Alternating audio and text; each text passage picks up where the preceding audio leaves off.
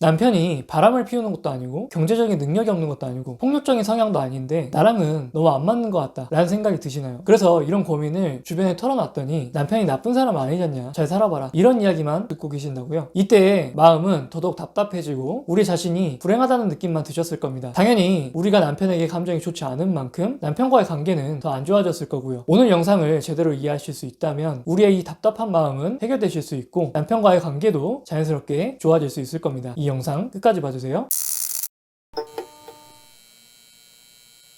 지금 남편과 지내는 것이 너무 힘들고 이혼까지도 고민하는 가장 큰 이유가 성격 차이라면 이런 생각을 한 번쯤은 해보셨을 겁니다. 차라리 남편이 나가서 바람이라도 폈으면 좋겠다 라고 말이죠. 왜냐하면 남들이 보기에는 우리 부부 사이에는 큰 문제가 없는 것처럼 보이지만 우리 스스로는 남편과 지내는 것이 정말로 너무 괴롭기 때문입니다. 이걸 제대로 공감해주는 사람도 드물 거예요. 그래서 차라리 남편이 누가 봐도 큰 잘못을 저질러버리면 우리가 남편과 이혼하는데 고민 없이 마음을 빨리 정할 수 있고, 그래서 내가 겪는 이 답답함이 해결될 수 있을 것 같다라는 생각이 드시는 거죠. 그래서 이런 상황이라면 저는 먼저 남편이 형제 상태에서 죽을 때까지 바뀌지 않는다면 내가 이혼을 선택할 수밖에 없는가, 혹은 그렇지 않을 것인가를 먼저 정해보시라고 말씀드리고 싶습니다. 대신 여기서 중요한 점은 이혼에 대한 결정을 절대로 남들에게 맡기지 말라는 말씀을 드리고 싶어요. 왜냐하면 현재 우리가 겪고 있는 심리적인 고통은 주관적이기 때문입니다. 남들이 우리의 고통을 측정해서 결정을 내려줄 수 있는 상황이 아니에요. 예를 들어서 저 같은 경우는 몸에 너무 열이 많아서 더운 것에 대해서 극도로 싫어합니다. 그런데 어떤 분들은 한여름에도 에어컨을 켜지 않는 분들도 계시잖아요. 이런 분들은 제가 더울 때 느끼는 심리적인 고통을 절대로 측정할 수 없습니다. 이 사람들이 저에게 이렇게 시원한데 에어컨을 드세요? 라고 하더라도 저는 제 심리적인 고통이 주관적으로도 매우 크다는 걸 알기 때문에 에어컨을 킬 겁니다. 이것처럼 만약 우리가 남편 때문에 느끼는 심리적인 고통이 너무나도 큰 상태라면, 일상생활이 잘 안 될 정도로 견딜 수 없는 상태라면 이혼을 결정하시는 것도 나쁘지는 않다고 생각합니다. 지금은 조선시대가 아니라서 개인의 행복이 우선적으로 보장받는 시대이기 때문입니다. 그리고 내가 심리적인 고통이 덜한 상태여야 자녀들을 보살필 수 있는 힘이 생기고 나쁜 영향을 미치지 않기 때문이죠. 만약 내가 고민 끝에 이혼까지도 결정해야겠다고 생각할 정도로 매우 심각한 경우라면 남편에게 무조건 화를 내서 힘으로 누른다는 건 좋지 않은 방법일 겁니다. 그런 감정을 조금 내려놓고 남편이 어떤 부분을 바꿔주기를 원하는지 이것들에 대해서 명확하게 하시고 이걸 끈질기게 요청해 보시라는 말씀을 드리고 싶습니다. 그리고 내가 얼마만큼 기다려줄 수 있는지 그 시간도 한번 정해보시고요. 내가 충분히 기다려줬는데도 불구하고 남편에게 가망이 없다고 느낀다면 그때는 미련 없이 이혼하실 수 있을 겁니다. 그런데 남편이 전혀 바뀌지 않는다고 가정함에도 불구하고 이 영상을 보시는 대부분은